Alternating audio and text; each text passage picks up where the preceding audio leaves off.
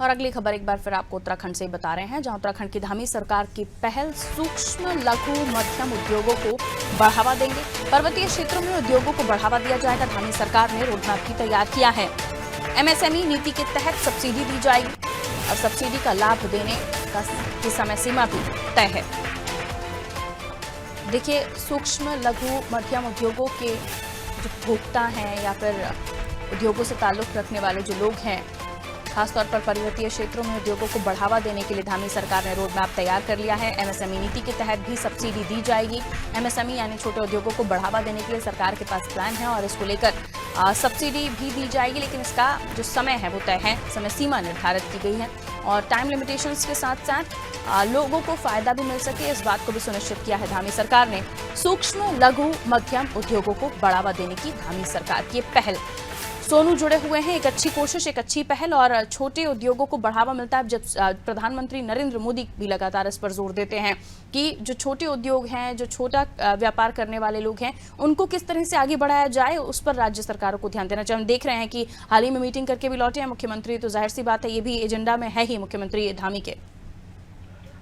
बिल्कुल सही कहा आपने पारुल, चूंकि सरकार लगातार ये कोशिश कर रही है कि जो पर्वतीय क्षेत्र है, पर्वतीय जनपद है, अधिक ऊंचाई वाले क्षेत्र है, यहाँ पर जो औद्योगिक इकाई हैं उनको स्थापित किया जाए और खास तौर से एमएसएमई नीति के तहत।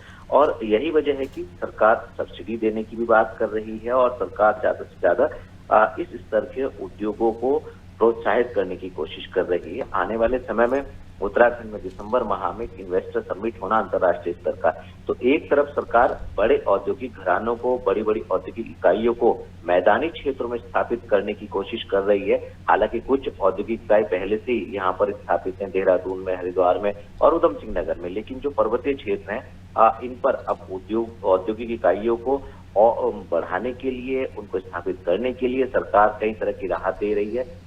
चूंकि जो एमएसएमई नीति के तहत जो उद्योग स्थापित होंगे, निश्चित तौर पर इनको सब्सिडी भी दी जाएगी और इनको जो अभी तक उद्योग नीति के तहत 7 साल की समय सीमा थी, उस समय सीमा को भी कम किया गया है और जो उद्योग स्टार्ट होने के बाद जो बैंक का लोन चुकाने का जो समय है उसमें भी कहीं ना कहीं राहत दी गई है। तो एक नहीं बल्कि अनेकों ऐसे कदम सरकार के स्तर से उठाए जा रहे हैं जिनसे खास तौर पर जो है वो ऐसे उद्योगों को बढ़ावा दिया जा सके और ये भी सरकार सुनिश्चित कर रही है कि स्थानीय लोगों को ज्यादा से ज्यादा ऐसी और छोटी छोटी औद्योगिक इकाइयों में रोजगार के अवसर भी प्रदान किए जा सके।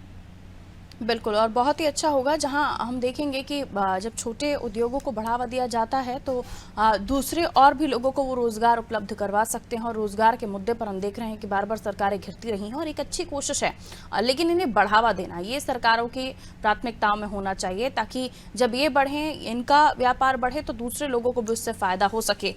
बहरहाल अब हम देखेंगे आने वाले समय में किस तरह से बढ़ावा देने के लिए क्या कुछ और कोशिशें की जाती हैं। हालांकि सब्सिडी का तो फिलहाल बताया गया है कि एमएसएमई नीति के तहत सब्सिडी दी जाएगी इन्हें।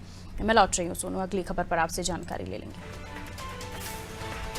तो देखिए, एमएसएमई को सब्सिडी देने का जो मुख्यमंत्री धामी का जो प्लान है, जिसमें हम देख रहे हैं कि किस तरह से छोटे उद्योग पर्वतीय क्षेत्रों में खास तौर पर जो हैं उनको बढ़ावा देने के लिए सरकार ने जो नीति प्लान की है उसमें जो एमएसएमईज हैं उनके लिए रोड मैप खास तौर पर तैयार किया गया है। लेकिन देखिए, इसको लेकर समय सीमा भी तय है, वो भी हमें सोनू जानकारी दे रहे हैं।